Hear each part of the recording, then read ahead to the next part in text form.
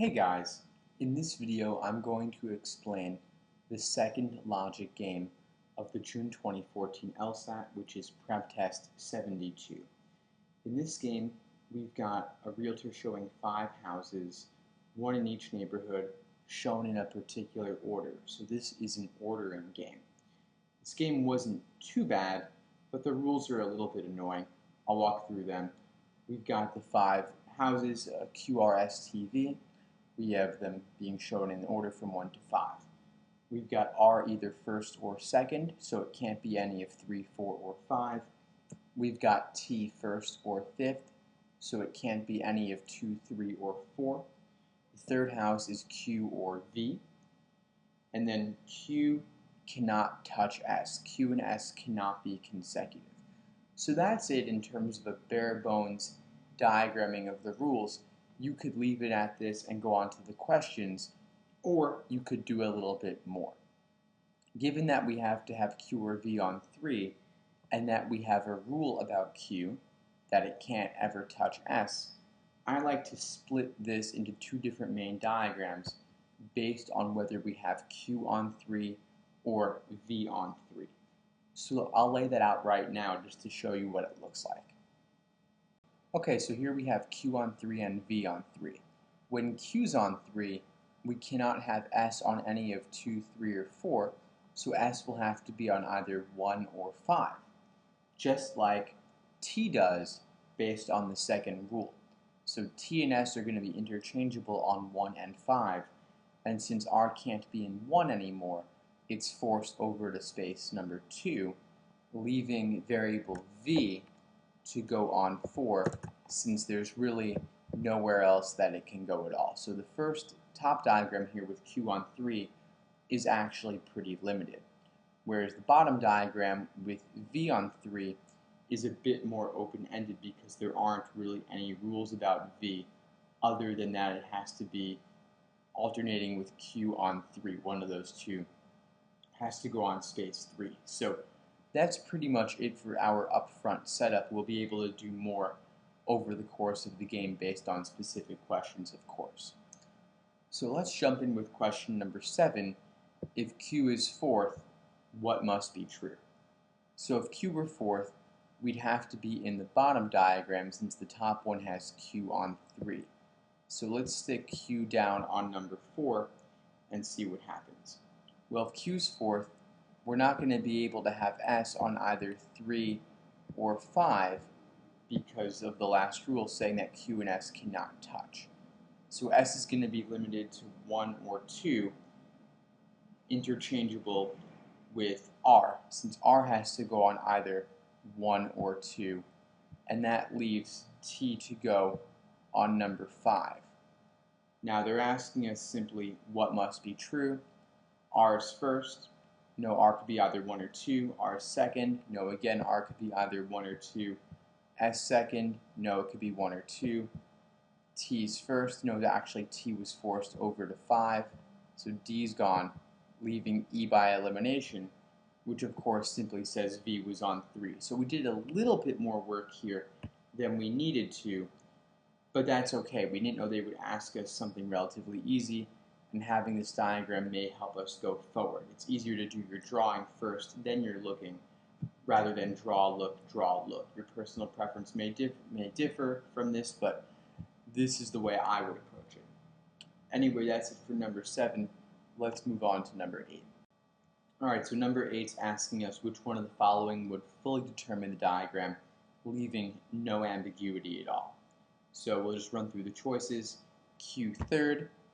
Well, looking over here, we still had a lot of ambiguity when Q was third. S and T were interchangeable on 1 and 5. So Q being third does not determine it fully. That's eliminated. R first. That would only happen in the bottom diagram. But even if it did, that would simply tell us R1, V3, then T5. Q and S would be interchangeable on 2 and 4. So that would not fully determine everything, and B is gone. Looking at C, S is S is second. Well, if S were second, again that's only happening within the bottom diagram. S second, forces R to be on 1, and then T is going to have to go to 5, leaving Q on 4. So we now have R, S, V, Q, T. Things actually are fully determined with S on 2. So S on 2 is our answer here, choice C. We could take a quick look at D and E though. T on 5. That could happen in either the top diagram or the bottom diagram. It's not determining everything. And then E, V on 4. Even on the top diagram, when V is on 4, we still have S and T interchangeable, so things are not fully determined there either, leaving C for number 8. Next, number 9. If S was before Q, what must be true? So that right off the bat, that appears to be possible in either of the two diagrams, the two main diagrams here. So I'll just start with the top one and work from there. If S was before Q, we'd have S on 1, Q on 3, T on 5.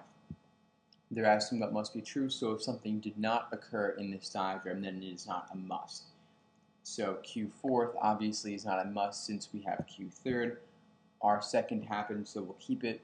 S first happened, so we'll keep it. T fifth also happened, so we'll keep it. V third did not happen, so that's gone. We're down to B, C, and D. Let's move on now to the bottom diagram. So the bottom diagram, S before Q, since Q and S cannot ever touch, that's telling us that S will have to go in either 1 or 2, and Q will have to go in either 4 or 5. So if S is either 1 or 2, and we've got to fit R in there also, T's not going to be able to go in the first 2, so T's going to have to go on 5, and Q's going to have to go on 4. So we have R and S interchangeable on 1 and 2, V on 3, Q on 4, T on 5. Now let's run through. Must R be second? No, it could be first. B's gone. Must S be first? No, it could be second. So C's gone, leaving D by elimination, where of course we do have T on 5 on bottom and on top. So that's our answer. Pick it, move on. Next, number 10, general could be true question.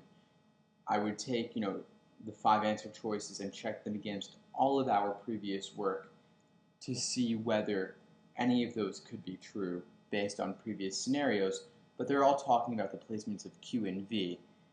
And from what we've seen on our main diagrams, we've only seen either Q being third and V being third, or V being fourth.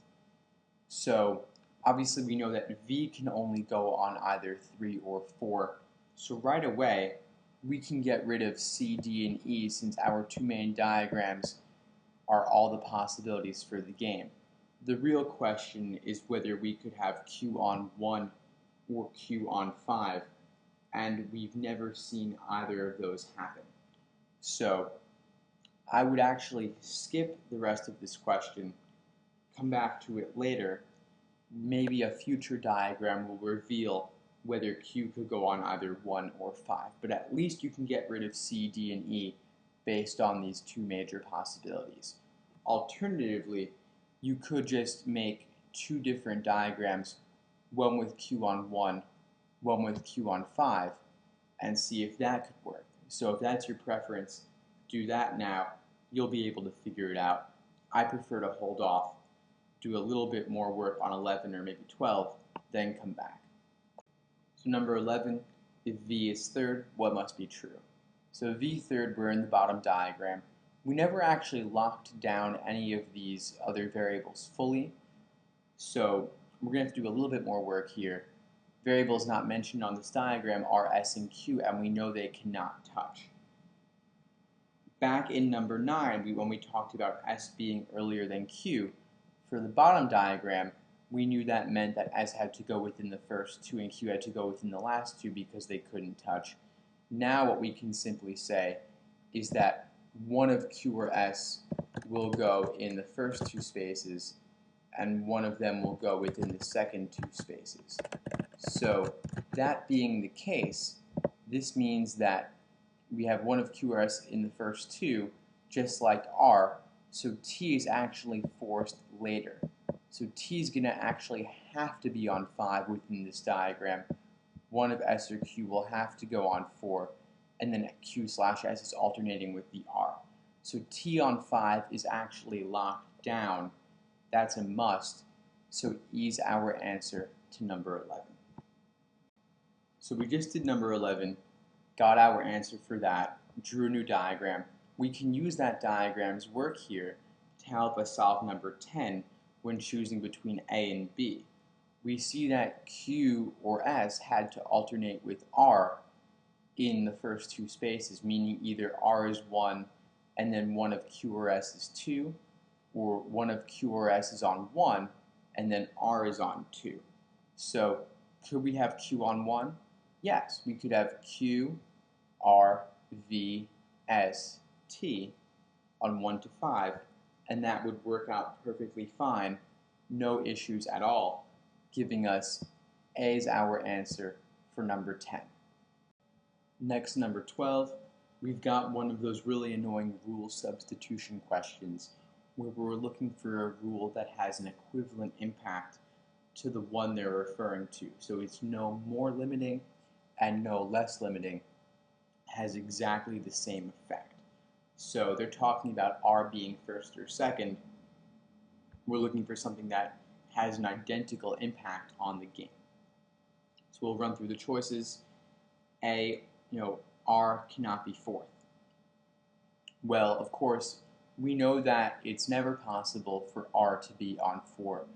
We always have V, S, or Q on 4. But would that have the same impact?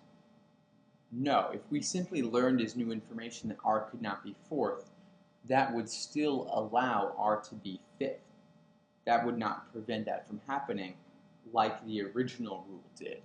So A does not have the same effect. A is gone. Looking at B, R before V, well, let's interpret that. Right now, R has to go before V. On the top diagram, it's on 2 and V's on 4. On the bottom diagram, R is either 1 or 2 and V's on 3. And we know that V has to be on either 4 or 3 due to the other original rules. So saying that R has to go earlier than V is effectively forcing it to be either first or second, so that actually works out fine. So we could pick that, but I would understand still wanting to run through the others just in case. So V being third or fourth, we actually already know that based on other rules in the game. So C is gone. Looking at D, Q has to touch R. That doesn't actually even have to ever happen all the time. That doesn't actually have to happen all the time due to our correct answer from number 8, choice C, where we had R1, S2, V3. In that case, Q and R were not touching because then we had Q on 4. So we had R1, Q4. They were not consecutive.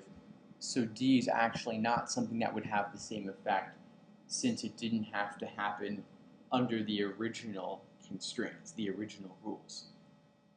Then finally, choice E, if T is not fifth, then it must go immediately before R.